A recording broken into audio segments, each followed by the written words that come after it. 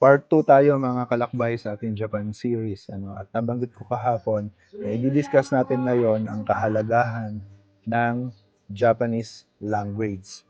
Ang SSW, Specified Skilled Worker o Tokote Genu sa Nihongo, ay isang visa category na nagre-require na para mabigyan kayo nito ay dapat mag-present kayo ng language proficiency.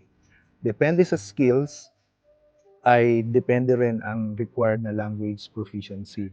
However, para sa mga aircon technician, dairy farmer, mga caregiver, mga rebar worker, mga welder, ang Japanese language proficiency po na nire-require ay dapat JLPT level N4 or JFT basic. Either po sa dalawang ito.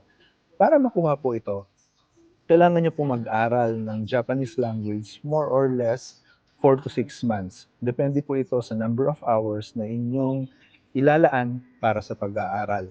Pag natapos niyo po ang Japanese language training, ay kukuha po kayo ng examination from JLPT, Japanese Language Proficiency Test, or JFT, Japan Foundation Test. Either po dito. Pag nakapasa po kayo, meron na kayong N4, ready na kayo para mag-apply or ready na kayo dahil nakuha nyo na yung half of the requirement para sa SSW. Magkano?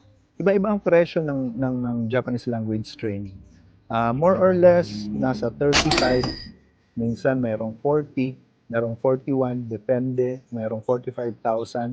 Diyan po nagre-range ang mga cost ng Japanese language training. Libre ba ito? Ang iba ay karamihan sa aming mga employer, pasensya na may mga lumilipad-lipad, karamihan sa mga employer ay nag-o-offer ng refund. Merong 100% refund, merong 50% refund, merong 75%, iba-iba po ano. Pero most of our employers ay nag-o-offer ng certain payback or ibalik sa inyo ang nagastos ninyo sa inyong Japanese language training. Okay? Yan muna ang part 2. Sa part 3, pag-usapan naman natin ang skills examination. Amping perme.